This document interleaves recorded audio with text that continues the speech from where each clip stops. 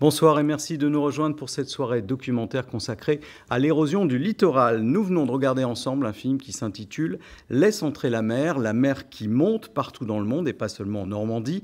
Alors, faut-il la laisser entrer? Peut-on faire quelque chose pour qu'elle n'entre pas ou qu'elle n'entre pas trop vite? De quelle façon peut-on s'adapter? Sommes-nous prêts à nous adapter? Et combien cela va-t-il coûter? Beaucoup de questions auxquelles nous allons essayer de répondre ce soir avec nos invités. Valérie Nouvel, bonsoir. Bonsoir. Vous êtes une élue locale. Vous êtes adjointe au maire de Saint-Quentin-sur-le-Haume. Où est-ce que ça se trouve? Saint-Quentin-sur-le-Haume, c'est dans la baie du Mont-Saint-Michel. Donc effectivement avec une très belle vue sur la mer et sur le littoral. Une vue imprenable. Imprenable. Vous êtes également élue du conseil départemental de la Manche, vice-présidente en charge de la transition et de l'adaptation au changement climatique. Régis Lemarie, bonsoir. Bonsoir. Vous êtes délégué adjoint du Conservatoire du Littoral pour la Normandie. Rappelez-nous ce qu'est le Conservatoire du Littoral. Le Conservatoire, c'est un établissement public de l'État qui a été créé donc, il y a 50 ans, à l'époque où l'urbanisation du littoral était galopante, et l'État a décidé de créer un établissement pour ralentir cette urbanisation, préserver les grands écosystèmes et les grands paysages, et travailler de concert avec les collectivités. Et depuis, une nouvelle mission s'est ajoutée. Depuis 10-15 ans, effectivement, depuis 10-15 ans, le Conservatoire a intégré la question de l'adaptation dans sa propre stratégie avec les territoires. Michel Maresco, bonsoir. Bonsoir. Vous êtes le maire de Villerville, petite commune du bord de mer dans le Calvados, sur la côte fleurie, à quelques kilomètres de Trouville-sur-Mer. Alors je dis petite commune, il y a combien d'habitants à Villerville? Alors oui, village d'un peu plus de 600 habitants. Et il y a quelques mois, vous avez inauguré, si j'ose dire, une nouvelle falaise. Alors oui, un confortement de falaise qui est vraiment un chantier assez atypique sur le plan national. Je crois qu'on va débattre un peu là-dessus. Oui, vous allez nous raconter ce projet. Voilà, c'est 19 ans quand même de travail et de dossier. Donc passionnant. Passionnant, j'imagine, oui. Stéphane Costa, bonsoir. Bonsoir. Alors, je vais vous présenter comme un spécialiste du trait de côte, c'est ça? Enseignant-chercheur. Enseignant-chercheur en géographie à l'Université de Caen et coprésident du GIEC normand. Alors, le GIEC, tout le monde connaît le mot, mais on ne sait pas forcément ce que ça veut dire. Alors, il y a un GIEC international qui est le groupement intergouvernemental d'études du climat. Et puis, en Normandie, il y a le président de région, Hervé Morin, qui a voulu avoir un état de l'art de ce changement climatique et de ses impacts sur la Normandie, qu'on a appelé GIEC, parce que tout le monde connaît ce GIEC et sait qu'on parle de climat. Et là, c'est groupement interdisciplinaire d'études du climat. Donc, ce n'est pas une émanation officielle du GIEC international. Et vous êtes des scientifiques, tous? Tous sont scientifiques. Pas que des enseignants-chercheurs de l'université. Alors, pour entamer ce débat, nous allons voir des images très concrètes et spectaculaires de ce qu'on appelle l'érosion du littoral.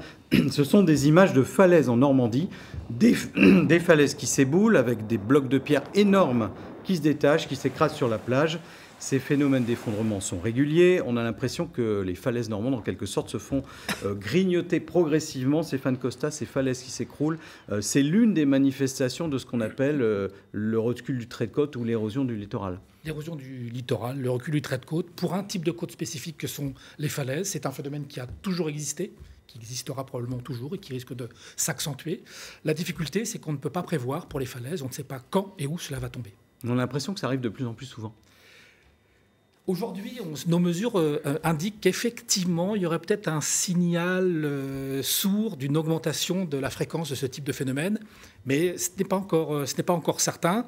En tout cas, ça émeut tout le monde lorsque ces effondrements se font à proximité des sites touristiques.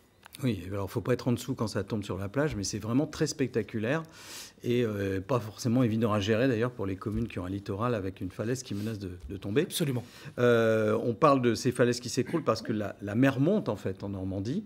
La mer monte à quelle vitesse? Alors, en fait, elle monte et cette élévation s'accélère. Il y a encore 15 ans, on disait que l'élévation du niveau des mers à l'échelle planétaire était de l'ordre de 1,7-1,8 mm par an. Aujourd'hui, on attaque 4 mm par an à l'échelle planétaire. C'est pareil pour la Normandie ou presque. Et il y a une dernière étude de la NADSA qui est tombée la semaine dernière et qui indique que ça s'accélère toujours. Donc on ne va pas forcément vers le bon. Alors, vous avez fait des projections. On va voir une vidéo qui a été réalisée par le CIREV, Centre interdisciplinaire de réalité virtuelle. Alors voilà, ça, ce n'est pas la réalité, hein, c'est une projection. Là, on est à Étretat, Stéphane, c'est bien ça? Oui, on a voulu simuler la tempête de février 1990 que les élus ont vécue, mais la simuler avec plus 1 mètre d'élévation du niveau des mers. Il s'agissait de donner à voir aux élus ce qui risquait de se passer sur leur territoire. Il ne s'agit pas de faire peur. La deuxième étape de ce projet, avec le CIREV, c'était de mettre l'ensemble des acteurs autour de la table pour dire voilà ce qui risque de se passer, qu'est-ce qu'on fait, qu'est-ce qu'on organise ensemble. Et vous avez choisi Étretat, qui est une commune très touristique et connue dans le monde entier. Oui, et qui est malheureusement, les esprits. Oui, bien sûr, mais qui est aussi malheureusement fortement menacée par ces phénomènes de franchissement par la mer. Alors, il y a les falaises qui s'écroulent, il y a aussi d'autres phénomènes, parce que tout le littoral normand n'est pas constitué de falaises. Régis Lemarie, quels sont les autres phénomènes qu'on constate, par exemple au niveau des dunes ou des plages en Normandie? Alors, pour compléter le propos de Stéphane Costa, il y a aussi des questions d'érosion sur des systèmes sédimentaires, des dunes. Il y a aussi des questions de submersion par débordement lors des tempêtes. Donc voilà, il y a plusieurs phénomènes qui peuvent être accentués, notamment lors des périodes hivernales de tempêtes. Et ce qui fait que ça peut être impressionnant. Mais en complément du propos de Stéphane Costa, ça a toujours existé. Sauf que parfois, c'est parfois plus ressenti. Parce qu'aujourd'hui aussi, beaucoup de choses sont filmées et donc du coup, il y a un côté spectaculaire et vous l'avez évoqué dans votre introduction. Mais ces phénomènes existent, ont toujours existé. Là où potentiellement on se rend compte des choses, c'est que ça bouleverse des écosystèmes, aussi des usages, de l'activité économique. En tous les cas, je vais parler pour les sites du conservatoire dans des zones basses comme des zones de marais. Ça peut impacter un usage économique, notamment l'été quand il y a du pâturage ou le sentier du littoral, on en reparlera plus tard. Voilà, donc ça, c'est différentes formes. On pense toujours au tourisme quand on parle de bord de mer, mais il y a aussi des activités agricoles et des terrains qui servent au pâturage. Oui. Et donc quand l'eau rentre, évidemment, c'est moins... Ça modifie les pratiques. Alors moins l'hiver, parce que en général, les bêtes sont retirées des zones de mer à l'hiver, parce que du coup, une zone humide, en général, elle est humide l'hiver, quand il pleut. Mais ça peut modifier en ayant un impact, notamment quand, par exemple, il y a beaucoup d'eau de mer qui rentre dans ces marais l'hiver. Il y a du sel qui rentre avec et ça peut modifier du coup ce qu'on va appeler le cortège végétal. Et donc, c'est moins appétant pour les bovins. Et donc, ça entraîne une modification des usages, donc du modèle économique. Enfin, voilà, on peut développer tout ça, mais c'est sur des choses sur lesquelles on travaille. On travaille avec le CIMEL, avec Valérie Rival, dans la Manche. Voilà, dans la Manche, vous êtes beaucoup concerné par ces phénomènes, tout ce qui est dunes, tout ce qui est plages, qui sont victimes de l'érosion. Là, il y a beaucoup de sites concernés. On a beaucoup de sites, et puis, comme ça a été dit, c'est des sites où il y a de l'activité agricole, il y a aussi de la conchyliculture. Donc, en fait, on a un modèle économique manchois qui utilise beaucoup, en fait, ces terrains en bord de mer. Donc on n'est pas que sur une activité touristique, on est effectivement sur un impact global des activités de tout le département. Alors il y a aussi une autre conséquence du niveau de la mer qui monte, ce sont les inondations qui peuvent être plus fréquentes en bordure de mer ou dans l'arrière-pays. Alors nous, on va en avoir sur les espaces naturels. Je pense que ça va concerner aussi beaucoup les espaces où l'urbanisation s'est faite... on va dire au XXe siècle, dans les espaces littoraux de zone basse. Le Calvados en est l'illustration. Il y a beaucoup d'urbanisation qui s'est faite, en gros, pour faire court, de l'estuaire de Seine, d'Honfleur, jusqu'à quasiment Port-en-Bessin ou même un peu plus loin, où l'urbanisation s'est faite dans toutes ces zones basses, puisque, pour mémoire, le littoral du Calvados, c'est le littoral le plus urbanisé de Normandie. Il a quasiment le même taux d'urbanisation que les Alpes-Maritimes, donc très urbanisé. Que la Côte d'Azur, quoi. Voilà, que la Côte d'Azur, mais du coup... potentiellement très vulnérable aussi. Ouais. Et donc là, on n'est pas sur les terrains du conservatoire, donc je ne vais pas en parler, je suis beaucoup moins légitime pour le faire. Justement, vous parlez des terrains du conservatoire. Vous l'avez rappelé tout à l'heure, il a un rôle actif, le conservatoire, il est chargé d'acheter des terrains, c'est ça? D'acheter des espaces naturels? Il est en charge de la protection. Oui. La protection, mais par le biais de l'acquisition. C'est effectivement un mode de protection particulier, ce n'est pas une protection réglementaire, c'est une protection qui se fait par le biais d'abord de l'accord des communes. On est présent sur les communes littorales, là où les communes ont accepté que le conservatoire soit présent. Et à partir du moment où le conservatoire est présent, effectivement, on achète des terrains qui sont mis en vente par les propriétaires. Et on fait en sorte que ces terrains, on vient de le dire par rapport à ce qui se passe dans la Manche, mais c'est partout en Normandie ou à travers la France, on met en place un mode de gestion en lien avec les collectivités afin de préserver ces écosystèmes, faire en sorte que ce soit géré Alors quand c'est de l'activité agricole, ça peut être aussi en lien avec des associations avec une vocation plus environnementaliste, s'il y a par exemple un enjeu pour la protection des oiseaux, de la vie-faune. On participe également à la mise en place de la découverte de ces sites avec le Sentier du Littoral, qui jalonne la plupart des sites du conservatoire. Donc c'est le côté accueil du public qui est aussi une obligation.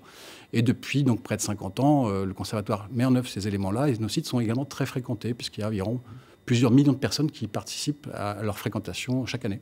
Ça veut dire qu'une zone n'est pas forcément, qui aujourd'hui elle est peut-être habitée ou utilisée pour l'agriculture, elle peut devenir un espace naturel, un écosystème, par votre action.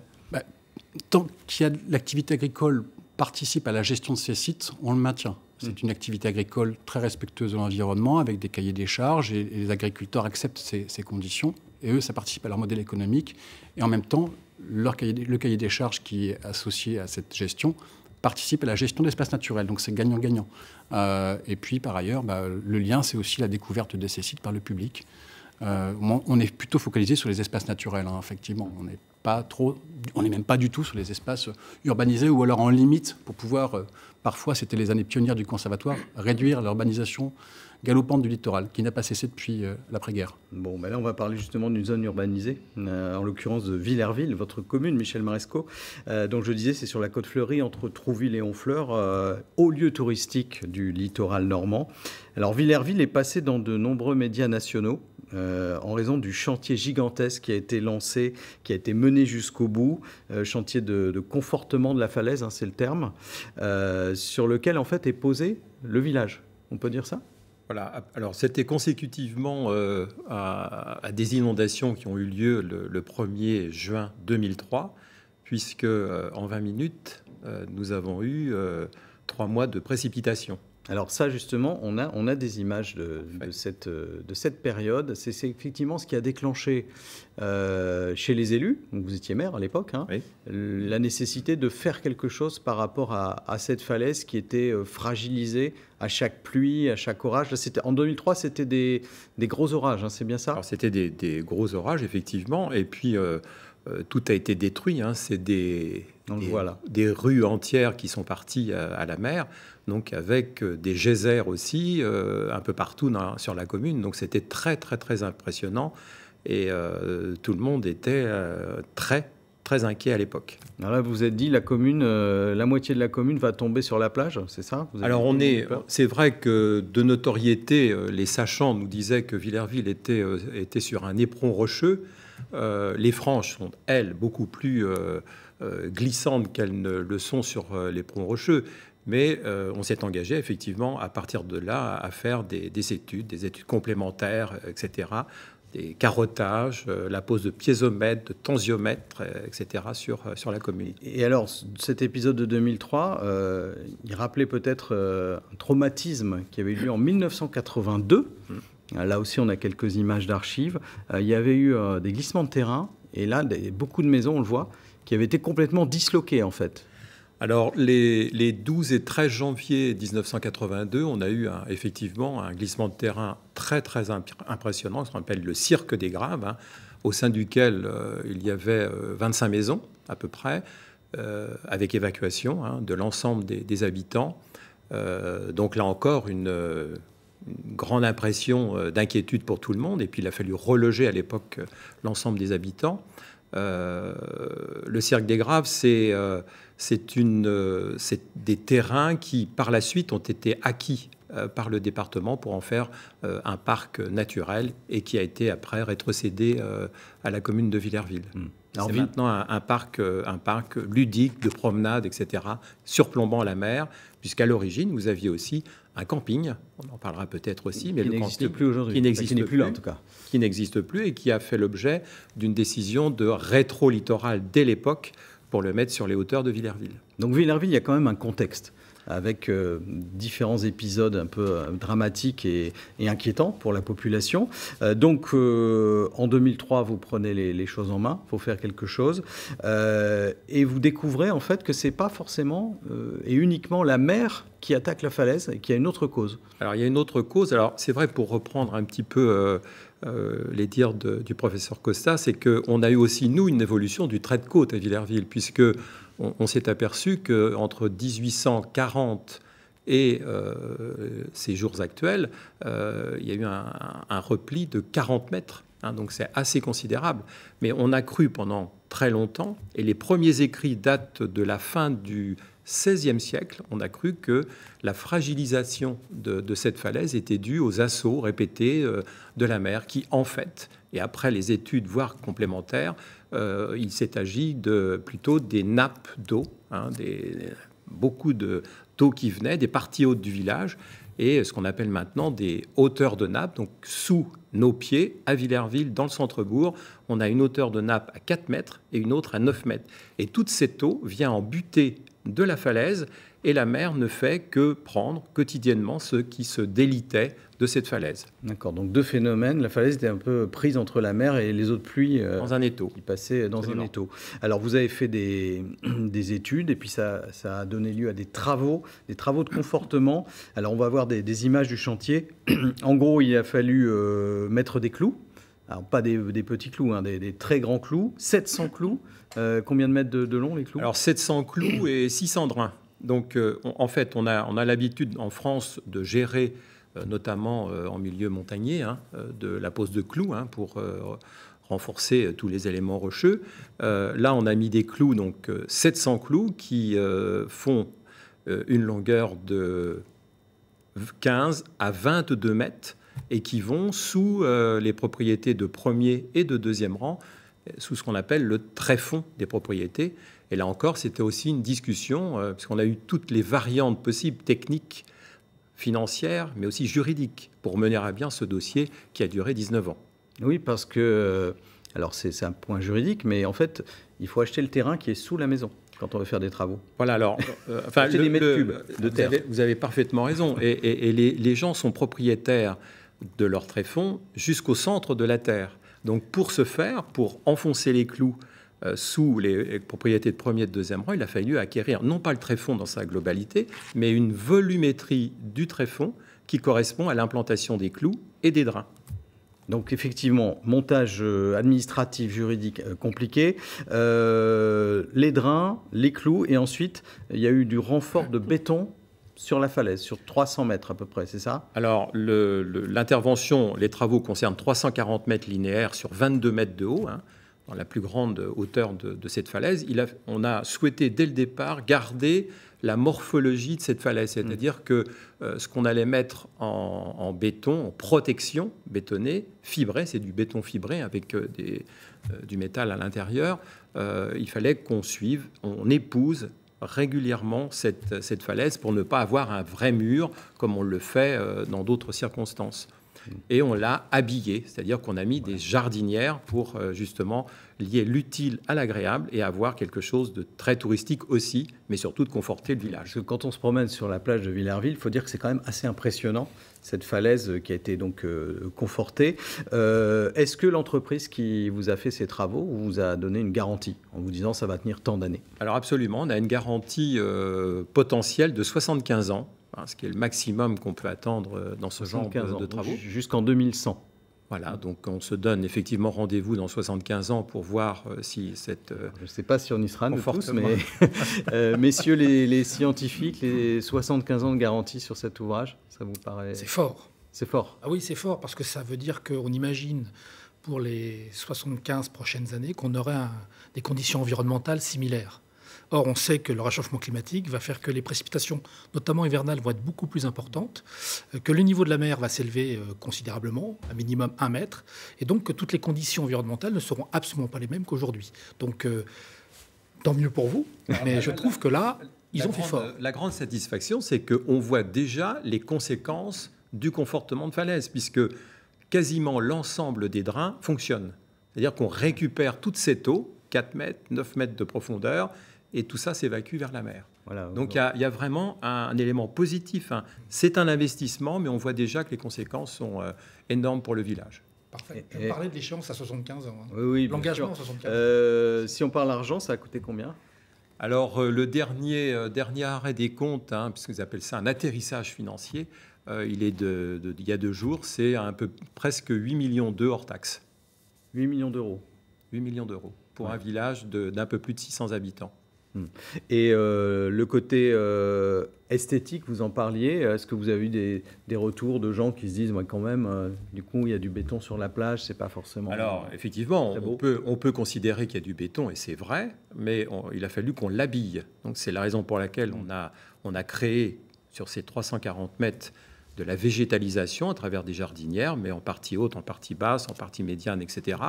Et d'abord, sur la base de l'étude qui a été faite pendant 1 an, les 4 saisons, pour avoir des végétaux qui correspondent aussi au milieu, c'est-à-dire qu'il y a un air salin, il y a des vents, etc., la pluviométrie. Et ça commence à être très intéressant puisque les fleurs poussent, les arbustes poussent, etc. Et donc, voilà. On avait dit aussi lors de l'inauguration du début octobre qu'il fallait attendre. Ça ne pousse pas en une journée, donc il faut peut-être attendre 1 an, 2 ans, voire 3 ans. Et vous pas 75 ans. Et vous avez maintenu la promenade qui était au-dessus de la falaise. Alors on avait pas seulement sauvé les maisons. Absolument. Donc on avait une promenade en crête d'enrochement, puisqu'en partie basse il y a des enrochements.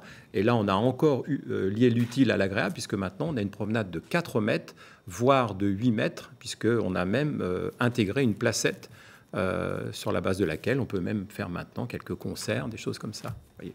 Bon. Donc cette falaise, ce confortement, ça fait partie d'une stratégie où on lutte en fait contre le phénomène naturel. Il y en a d'autres en Normandie, notamment dans la Manche. Il y a également des communes qui ont choisi de faire barrage avec toutes sortes de dispositifs, enrochement, déplacement de sable, mise en place de digues. On va voir quelques images. Par exemple, à Agon-Coutainville, sur la côte ouest, on a mis des rochers, des enrochements.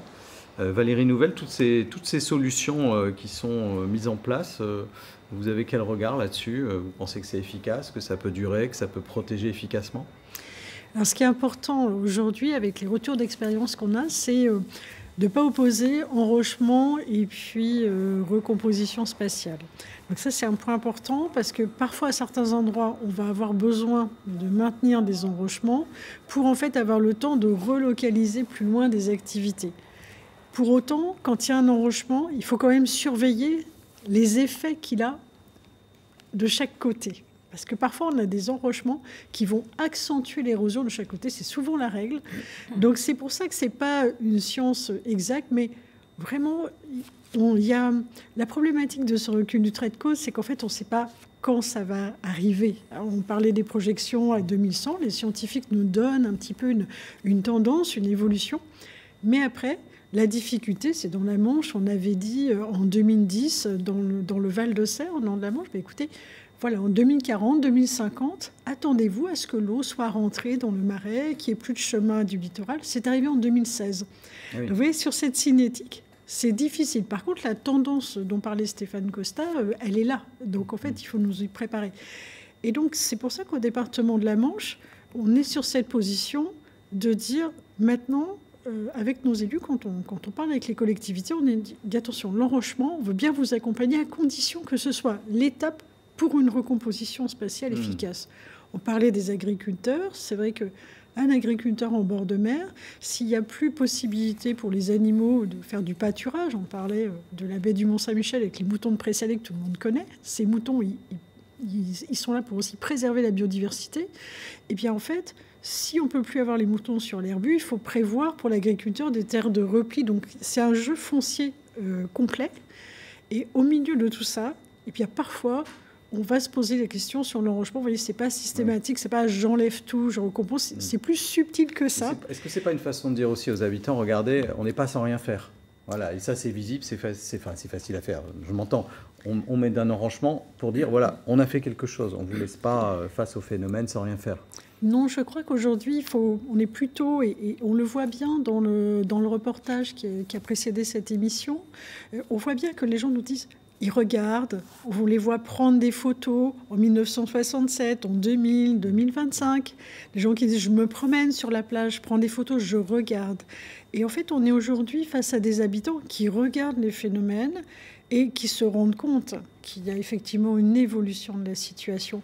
Donc, il ne faut pas penser que si un élu apporte de l'enrochement, les habitants vont se dire « oui, il a agi ». C'est une contribution, mais ce que préfèrent aujourd'hui les élus, c'est qu'on arrive, les habitants, c'est que les élus arrivent à les projeter dans ce qui va se passer demain, et que ce soit un vrai projet de territoire, parce qu'en fait, c'en est un.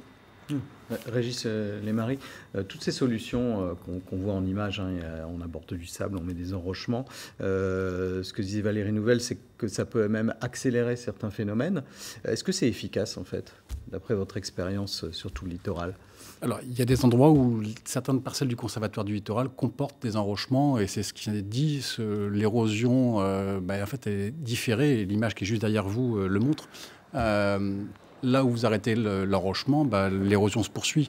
Donc on a souvent, dans beaucoup d'endroits au niveau du Conservatoire du littoral, quand on est membre, par exemple, de ce qu'on va appeler d'associations syndicales autorisées, qui sont des regroupements de propriétaires, nous, on va faire en sorte que cette question soit mise sur la table.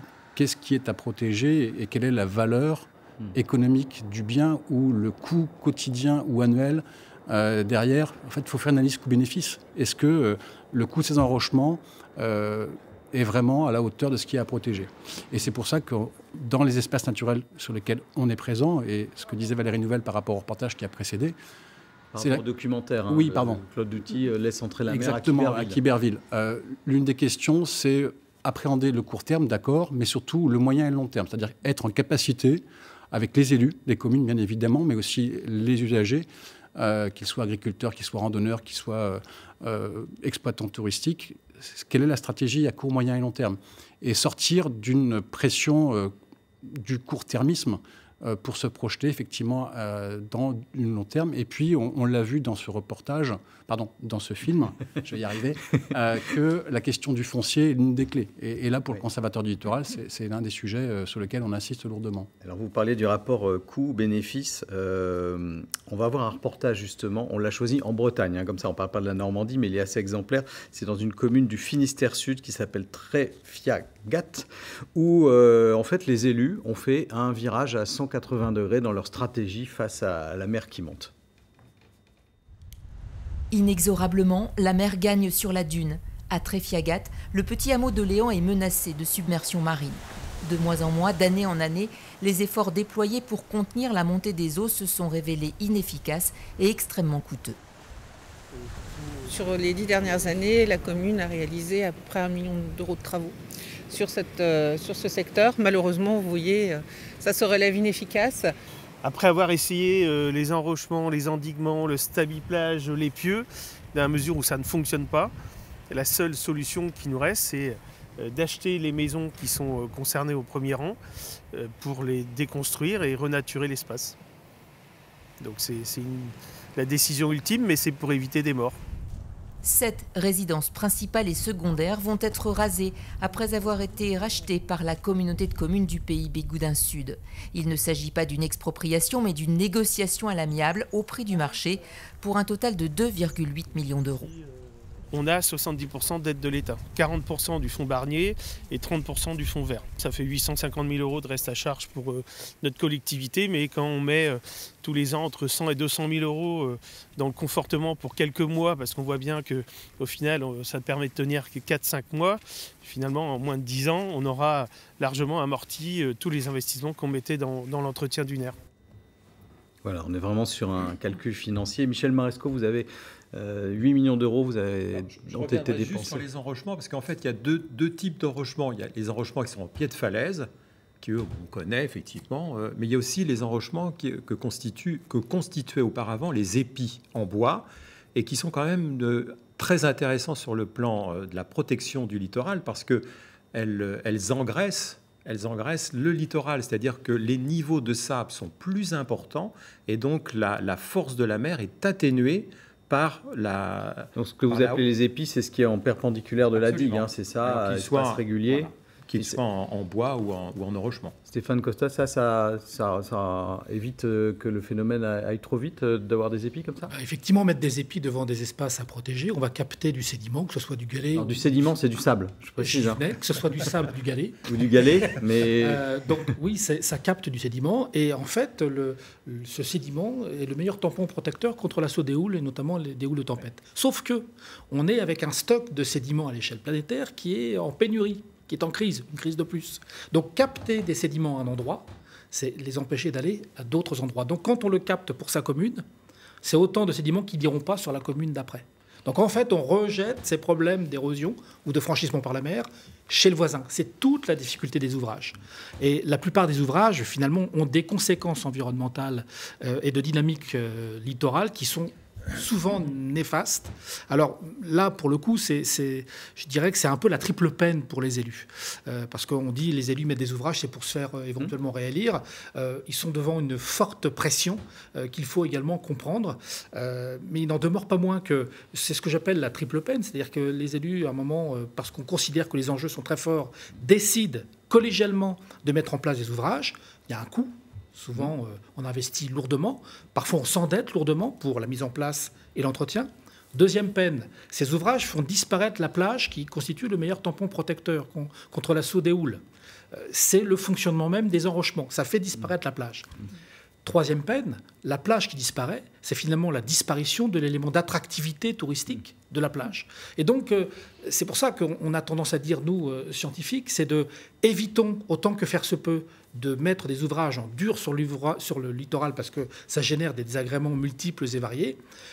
Plutôt des solutions fondées sur la nature, mais quand on est obligé, comme vous le dites, Madame Nouvelle, de mettre en place des ouvrages, et comme vous le dites, et j'insiste là-dessus, il faut que les élus disent on met un ouvrage pour se donner du temps pour organiser le repli, parce que la nature ne nous laissera pas le choix. Alors là, on a vu aussi les questions d'indemnisation, puisque eh bien, il y a des maisons sur ce littoral. Là, c'est la collectivité qui a décidé de les racheter, hein, tout simplement. Est-ce que ça, c'est quelque chose qui peut fonctionner, de donner de l'argent pour que les gens qui ont, par exemple, une maison en haut d'une falaise et qui est prête à tomber un jour puissent abandonner leur maison ? Alors là, sur la solution qui a été prise, c'est un achat, une déconstruction immédiatement. Mais il y a d'autres territoires où, en fait, il y a achat de la maison et occupation, donc l'occupation continue. Mais en fait, les habitants savent que le jour où la mer arrive, en fait, ils ne pourront pas se retourner vers la collectivité pour demander une protection. Ça veut dire, si je comprends bien, qu'ils continuent à habiter dans la maison oui. qu'ils ont déjà vendue. Oui. Enfin, que vous avez déjà acheté au niveau des collectivités. Et ça, c'est très important. Parce que, comme je le disais tout à l'heure, les habitants se rendent compte du phénomène. Ils le regardent, ils le comprennent. La difficulté, c'est de savoir quand est-ce que ça va arriver. Et dans le film qu'on a vu précédemment, il y a effectivement un monsieur qui disait, mais moi, je vois bien, effectivement, 2100, donc on fait tout le projet pour anticiper cette échéance. Mais en fait, ça veut dire qu'on aurait pu rester une dizaine d'années de plus. Mais c'est ça la difficulté. Ce rapport au foncier, il est important parce que les habitants vous diront jamais trop qu'en fait, ce qui les préoccupe, qu'ils comprennent le phénomène, mais ce qui les préoccupe, c'est qu'ils vont avoir une perte, eux, de patrimoine dans cette affaire. Et on voit bien que sur des territoires où la collectivité a acheté des maisons, en disant, vous les habitez. Par contre, effectivement, on vous dira s'il y a trop de risques qu'il vaut mieux évacuer. Hein. L'objet n'est pas de mettre des gens en situation compliquée. En fait, on arrive sur un territoire beaucoup plus apaisé parce qu'on n'a plus en fait, ce rapport au foncier et ça permet aussi aux habitants d'envisager leur relocalisation tout seul. Et ça, c'est un point important. Et est-ce que c'est aux contribuables, c'est-à-dire l'argent public, en fait, hein, de donner de l'argent à des propriétaires privés pour finalement un phénomène, l'État n'est pas responsable de l'érosion du littoral, mais c'est l'État qui va payer des maisons à des propriétaires privés, qui parfois ont acheté en conséquence de cause en plus. Alors, cette question, effectivement, moi, quand je regarde les activités en bord de mer dans la Manche, j'ai pas que des villas, en fait, très chères, habitées par des gens qui ont des moyens. C'est un peu plus cher à Villerville. J'ai aussi... Le foncier. Moi, j'ai aussi des campings avec des gens qui habitent dans le centre Manche et qui, le week-end, viennent traditionnellement au bord de la mer dans des mobil-homes, des caravanes familiales.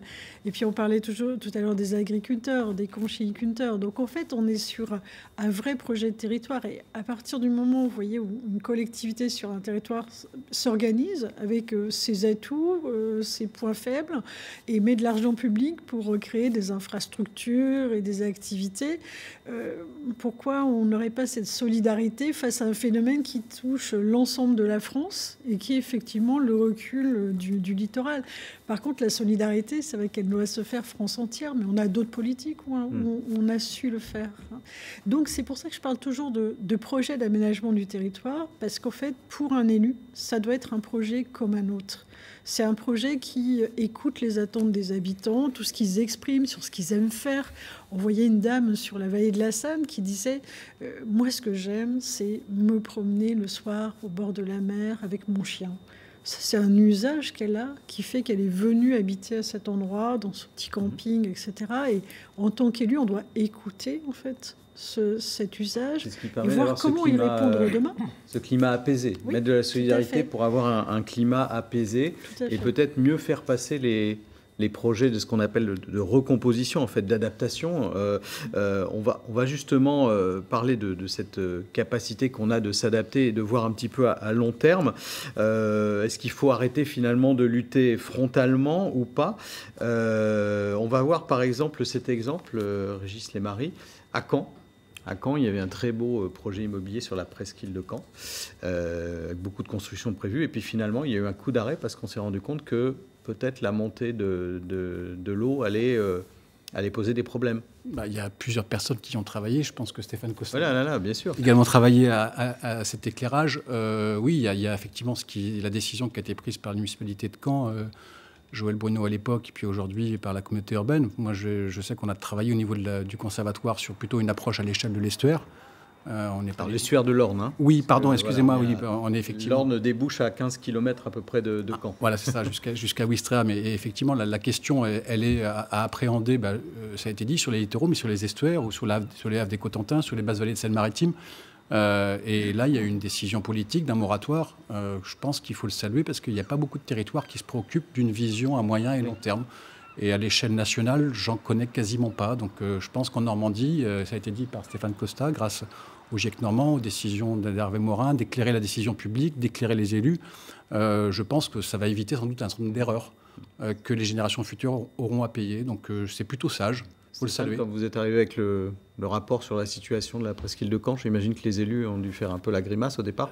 Oui, parce qu'en fait, toute la réflexion a été lancée il y a longtemps, M. Maresco l'évoquait tout à l'heure, et donc avec des scénarios, notamment du GIEC international, qui étaient bien inférieurs à ce que l'on connaît aujourd'hui. Donc les élus sont obligés de prendre des décisions avec des informations scientifiques qui évoluent, je veux dire, d'une année sur l'autre. Donc effectivement, quand on est venu avec les résultats que l'on avait, qui disaient ce que vous avez imaginé il y a 15 ans, ce n'est plus vrai du tout, les scénarios qui étaient imaginés comme étant catastrophiques sont finalement les scénarios médians, bien évidemment que les projets sont obligés d'être vus. Et on a eu la chance d'avoir des élus qui ont accepté de prendre cette responsabilité et de s'engager sur un arrêt au moins momentané de ce projet de territoire. Alors des projets qu'on remet en question, c'est aussi des réaménagements de certains territoires. On va voir un reportage sur un projet qui a été mené dans le Cotentin avec le Conservatoire du Littoral à Fréval, à l'est de Cherbourg. Le sentier de randonnée a été déplacé, les dunes protégées par des ganivelles, ce sont des petites palissades en bois. On va regarder l'extrait d'une vidéo qui a été tournée par le Conservatoire à Fréval. Le chemin Rivière du Nerf à Fréval est inondé pendant l'hiver. Par conséquent, dans le projet, on a trouvé une solution en proposant un chemin plus à l'intérieur des terres. Il est intéressant parce qu'on est en hauteur, on a une belle vue sur le Cap Lévy. La deuxième partie de la parcelle a été aménagée pour en faire un enclos de pâturage afin de retrouver des milieux naturels d'intérêt communautaire. De la ganivelle a été posée en arrière du nerf du site pour protéger la zone sensible où il y a eu plusieurs brèches. Donc l'idée c'était de ne plus pouvoir marcher sur ces zones et que le milieu puisse se restaurer. Et aussi de guider les personnes le long de la ganivelle pour marcher à un endroit précis du site entre la zone aménagée, la zone protégée et le cours d'eau, qui a retrouvé son espace un petit peu plus haut. Alors ça, c'est un bon exemple de ce qu'on peut faire. Oui, typiquement, et typiquement pour les sites du Conservatoire du Littoral, comme je le disais en introduction, sur les zones basses, les zones sédimentaires, les zones de marais, on est sur ce qu'on appelle des solutions fondées sur la nature. Et là, typiquement, le sentier du littoral qui était juste derrière la plage était submersible quasiment chaque hiver, chaque année. Et comparaison n'est pas raison, hein, M. Maresco n'y voyait pas malice, mais ça a coûté 100 000 euros, 25 000 euros en études et 75 000 euros parce qu'il y a une passerelle.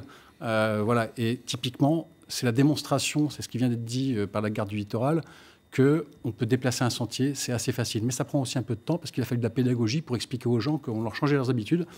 Mais là, on a aussi, c'est la force du Conservatoire du littoral, on s'appuyait sur le foncier. Les terrains du Conservatoire étaient suffisamment grands. Et avec les réflexions avec la commune, Nicole Bédou-Lacour, que je salue ici, qui a pris une décision aussi, c'est de faire en sorte que l'on puisse offrir une alternative, et ça a été dit, qui est presque plus intéressante. Le sentier il était derrière, un peu en bas, un peu enfoncé. Et là, on offre un sentier qui donne de la visibilité, qui donne de la hauteur, qui donne du grand paysage. Et donc, l'adaptation, elle est possible. Et typiquement, sur cet espace, là, à Fermanville, pour le site de Fréval, on va le dupliquer sur 2 sites de la Manche. On travaille de concert avec Valérie Nouvelle. Il y a un programme national du Conservatoire du littoral qui est basé sur les solutions fondées sur la nature qui s'appelle Adapto Plus. Et dans le Val-de-Serre, on va déployer cette méthode. En gros, de Val-de-Serre, précisez-nous où c'est pour tous les Normands. Donc, en fait, à côté, à l'est de Cherbourg. Hein, donc, vous voyez la pointe, la côte est. Voilà, jusqu'à Barfleur, jusqu'à Gatteville-Phare. Voilà.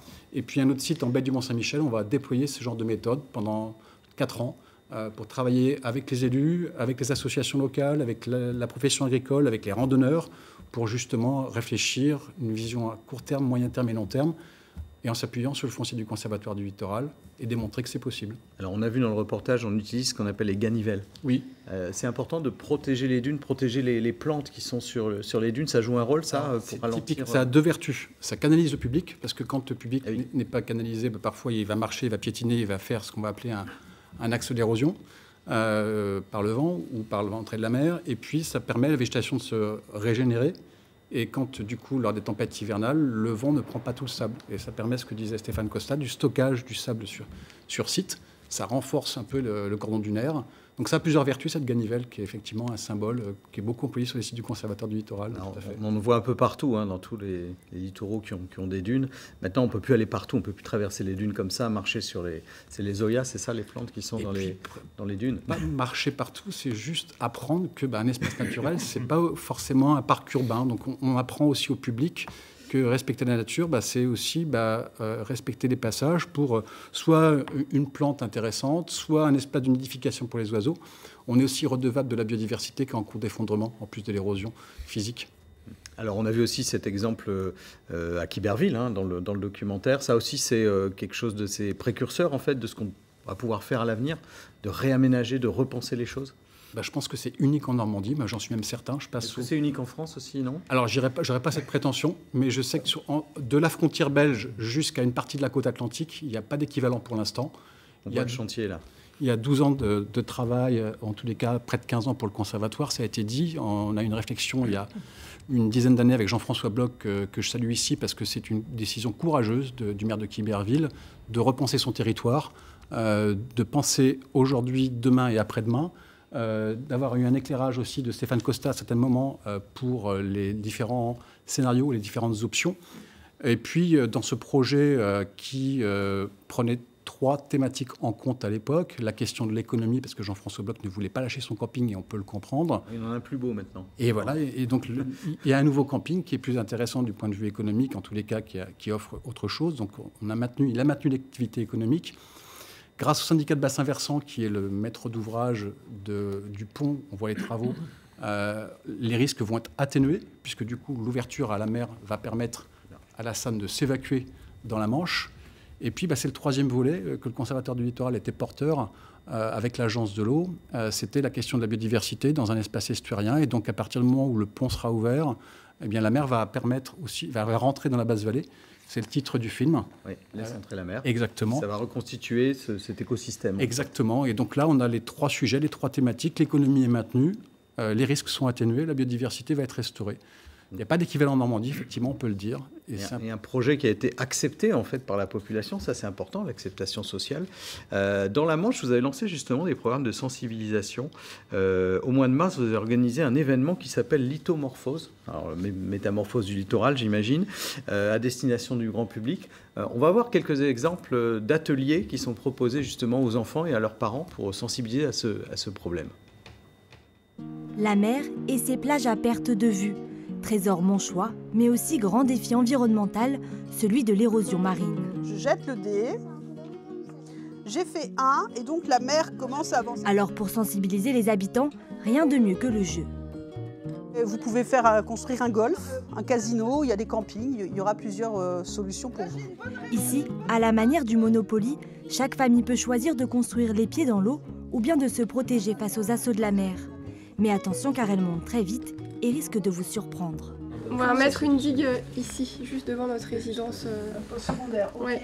La mer déjà reprendra toujours sa nature, elle reprendra toujours, même si tu construis des digues, on ne peut pas être plus fort que la nature.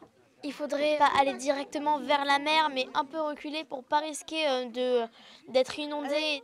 On la met devant la mer parce que ça protège également la violette. C'est important d'en discuter effectivement, de faire comprendre les évolutions de la nature de société aux jeunes générations. Il ne faut pas non plus trop les angoisser face à ça.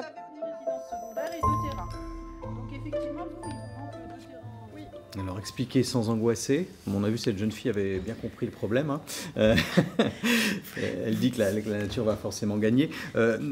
Quand on fait de la prospective comme ça, quand on fait de la recomposition de paysage, il y a quand même un point important, c'est qu'il faut trouver des espaces, du foncier, pour déplacer les choses, remettre des activités ailleurs. Et ça, c'est pas évident pour les élus locaux de trouver le foncier pour mener les projets. Non, ce jeu foncier global, en fait, il n'est pas prévu déjà au niveau réglementaire. Donc ça, c'est un point sur les territoires où on expérimente donc une relocalisation d'activités. On s'aperçoit que la réglementation ne facilite pas en fait la tâche des élus. C'est pas prévu. C'est pas aussi simple que ça d'avoir des terres de repli au niveau agricole, de relocaliser un camping. Là, ça a été dit dans le film. Au début, les élus pensaient qu'ils pourraient offrir à nouveau une petite parcelle de terre aux gens qui étaient dans le camping plus loin. Et puis, ça n'a pas été possible. Donc, c'est vrai que la relocalisation, elle implique de se poser et de réfléchir aussi à ce jeu foncier. Donc, dans le département de la Manche, on a une convention entre le conservatoire, le CIMEL qui gère les espaces du conservatoire, la SAFER qui intervient pour l'attribution des terres agricoles, la Chambre d'agriculture, pour justement, quand on a ces phénomènes de recomposition spatiale, se mettre d'accord sur des règles qui vont permettre de le rendre effectif. Et à travers ces travaux expérimentaux, ce qu'on veut ensuite, c'est faire remonter ces demandes au niveau des parlementaires pour qu'il y ait une évolution de la réglementation. C'est normal, la réglementation n'est pas encore prévue pour faire face à ces projets. La population doit évoluer, les élus doivent intégrer cette dimension-là. J'imagine que c'est beaucoup d'énergie pour expliquer, pour remuer les administrations. Michel Marescot, vous avez 19 ans, vous, de dossier sur le confort. Vous avez dû, j'imagine, beaucoup expliquer, faire beaucoup de pédagogie, convaincre. 19 ans de dossier, alors avec des réunions publiques, des enquêtes publiques, des autorisations administratives, 11 préfets, 7 sous-préfets, aller voir 2 ministres. Ce dossier, il a été examiné en commission interministérielle, puisqu'il fallait savoir si on était subventionnable ou pas par l'État. Si ce dossier avait fait l'objet, effectivement, de la lutte, d'une réponse à la lutte contre la mer, nous n'aurions rien eu. Parce qu'aujourd'hui, on ne finance plus ça. Non. Lutter frontalement, c'est terminé. Il n'y a plus d'argent pour ça. Non. Et nous, on a eu des fonds, effectivement, pour arriver à 80% de subventions. On a eu des fonds grâce au fait que, dans cette commission interministérielle, on a dit c'est des eaux qui viennent des parties hautes du village, en butée, et ça, c'est subventionnable. Alors, je reviendrai simplement sur tout à l'heure la biodiversité, parce que même quand on fait un confortement de falaise, sur la base de l'étude annuelle qui est faite, eh bien, écoutez, nous, à Villerville, on a tenu compte de la pipistrelle. C'est un oiseau ? C'est une chauve-souris. Chauve-souris. Donc qui était en zone de chasse et qui potentiellement maintenant peut aussi avoir cette zone en nidification, mais aussi de la lepture courbée, qui est une plante rare qu'on ne retrouvait plus nulle part, et puis le lézard commun, etc. Donc vous voyez que quand on fait aussi un ouvrage, c'est pas forcément sur des dunes, mais un ouvrage comme ça, on tient compte aussi de la biodiversité. Donc c'est tout un ensemble. Stéphane Costa, vous qui êtes du GIEC, donc le GIEC qui évalue ce qui pourrait arriver. Est-ce que parfois vous n'êtes pas un petit peu les Cassandres, c'est-à-dire qu'on ne vous écoute pas forcément, vous prédisez des choses qui vont arriver qui sont un petit peu inquiétantes. Est-ce qu'aujourd'hui, vous avez le sentiment que quand même le message passe et que les collectivités, l'État va dans une politique de s'adapter à long terme ? Oui, je crois. Enfin, ça fait 30 ans que je travaille sur le réchauffement climatique et ses impacts. Je crois que, notamment avec les élus, on est passé du « c'est pas possible » à « comment on fait ». C'est un pas qui est absolument énorme. On n'est pas encore à ce pas qui permettrait de passer à l'action, mais c'est déjà un pas énorme parce qu'il n'y a plus de déni. De toute façon, on ne peut plus avoir le déni, parce que comme vous le disiez tout à l'heure, les gens constatent les évolutions, constatent qu'il se passe bien quelque chose. Et ce sont ces évolutions constatées qui amènent justement à cette évolution des outils réglementaires qui ne sont pas toujours adaptés. Donc oui, on prend le bon chemin, mais on n'y est pas encore. Et ce qui est important, c'est qu'effectivement, les élus donc effectivement, intègrent, on l'a vu avec l'exemple de la plaine de Caen, ce qui est travaillé au niveau scientifique. Mais après, c'est vrai qu'un élu, il doit amener tous ses administrés, en fait, l'ensemble des habitants qui lui font confiance pour en fait prendre les bonnes décisions. Et je voudrais revenir juste sur le petit reportage que vous avez montré. Dans le département de la Manche, sur l'itomorphose, c'est pas pour rien qu'on a fait des ateliers avec parents et enfants. Parce qu'on en avait déjà fait avec que les enfants. Bien, les enfants, ils sont comme la petite fille que vous avez entendue.